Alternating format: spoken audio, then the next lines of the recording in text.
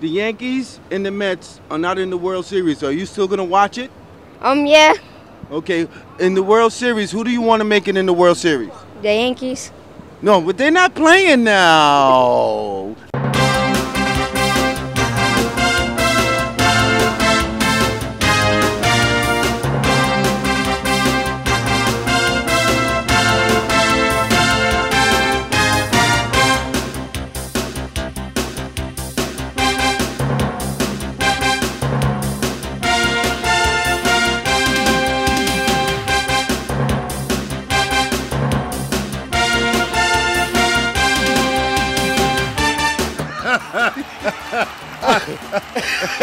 Yo, I love that kid. I love that Kai, kid. we love you. And, Kai. And Kai. Yeah.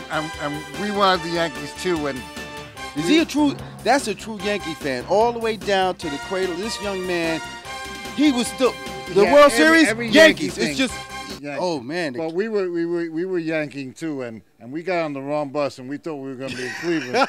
And honestly, Oh man, we talked so much junk. We popped so much boop on the last show installment that we didn't even show it because it was outdated, and that's why we didn't show the show.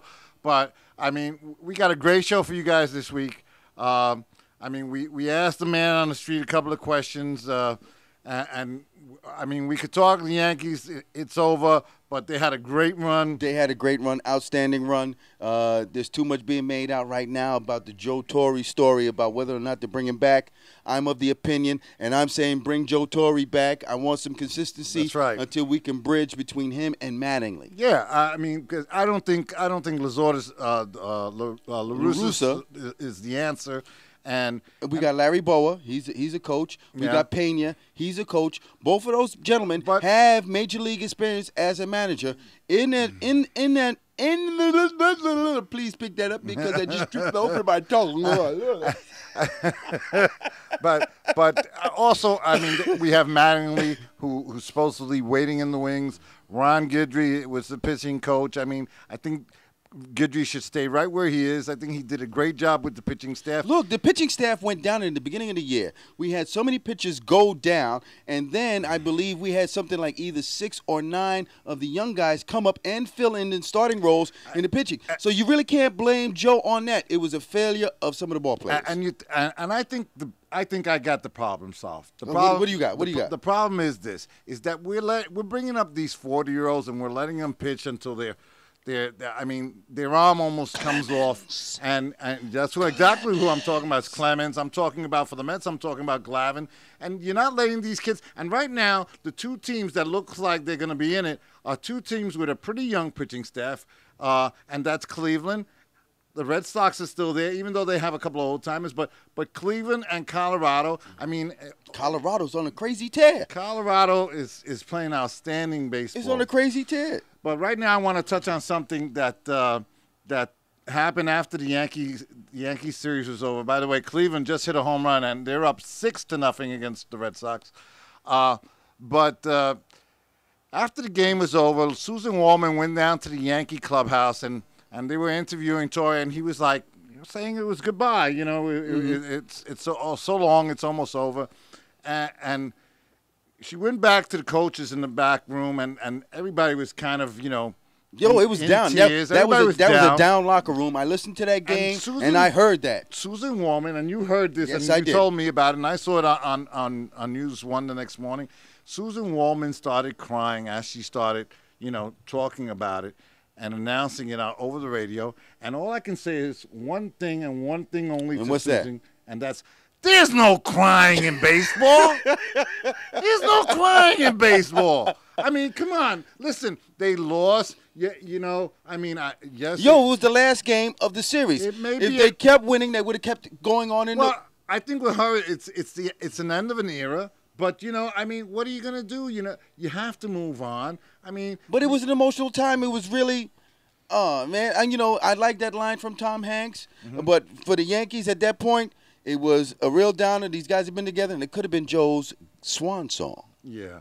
But, I mean, listen, we also want to wish Bob Shepard get well because he's been sick with bronchial problems. Uh-huh. And he's one of the oldest and classiest announcers Definitely. in Major League Baseball. He's the guy that at the stadium when they're doing the lineup, he's the guy that used to say, "Now batting number 7, Mickey Mantle, number 7."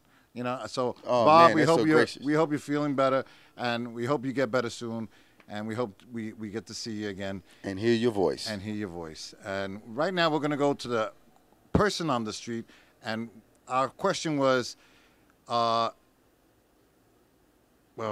question was if George leaves.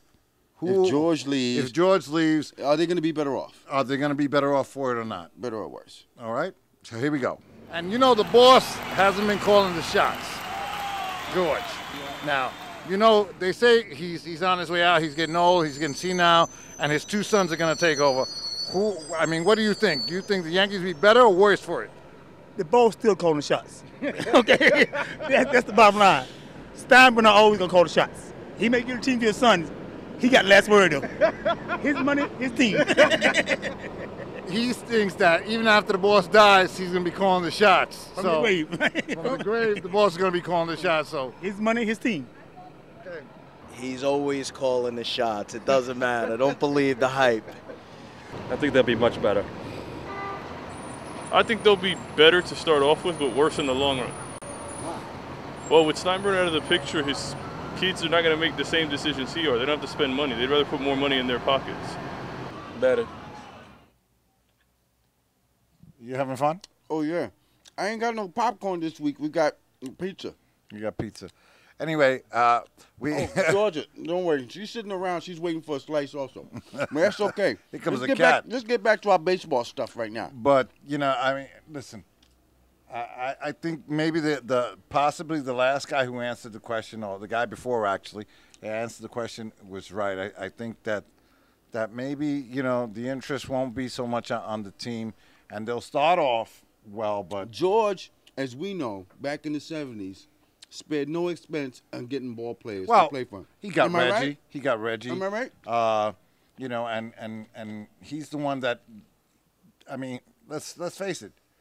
And I'm not too sure about this either. I mean, Clemens came in the middle of the year. Possibly a George idea. I would think so. You know. Well, George has an affinity for, like, trophy ball players. Mm-hmm. Right? Can you pick it up from here? I got your speaker. Yeah.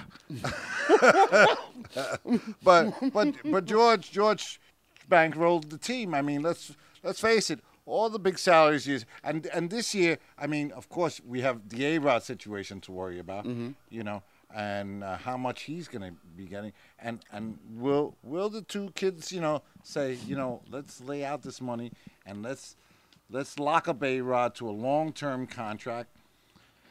And we're talking about big money. We're talking big money now. Now, if the kids would do right by saying, let's bring back Joe Torre. Because the big 3 guys that are going to be out there on free agency will probably give them the hometown discount. That's the thinking, and some people are tossing that about. Well, you got Posada, who's going free agent. You have Mariano, who's going free agent, and of course A-Rod. You know, I mean, those are the big 3 as far as I'm concerned. Then you got Abreu, who they're supposed to figure out whether or not they're going to exercise the option to pick up his contract, make him come back, or give him the $2 million buyout. Yeah. Now, we've got a few things that's got to be settled. Now, without a manager in place, all that stuff is up in the air. Well, that's not so much a managerial decision, more like a GM decision. But this decision has to be done. Come on, wouldn't the manager have a say-so and talk to the GM? Look, you know, this guy, Yeah, I'm going to be honest with you. No, not with any other team. Maybe I would agree with you. But not with the Yankees? But we're talking about the New York Yankees. The New York Yankees do things from upstairs, and then the manager because I think that's been Torre's problem. And any manager the Yankees had, Billy, Showalter. Any of the Yankee managers had that problem, and that's dealing with it financially. You know, we can get you this, we'll get you this. Now you figure out what to do with them. I mean, wow, that's kind of backwards, because you'll get the piece for the manager, and then he's got to figure out how to put it in place. When normally the manager would say, "Look, I need this piece to put in place so that we can move." Yeah, that's kind of hog tying you got. And if you're gonna say that, if we know that, then Joe Torre's been doing an outstanding job as the Yankee manager. Yeah, I think he's been doing a great job. I mean, let's face it. If you ask me in May if these Yankees are going to make it, I say no. So, I mean, probably we'll see more as things unfold. And today they were supposed to be meeting down in Tampa, and we should find out in the coming weeks more about this Yankee managerial situation and who they're going to sign and who they're not going to sign. And the next question we have for the people is, now that the Yankees and the Mets have not made it to the World Series, they haven't made it to the playoffs. Haven't made it to the playoffs. Will you watch the World Series this year? Yeah. And this is the response we got from the man on the street. I'll be watching.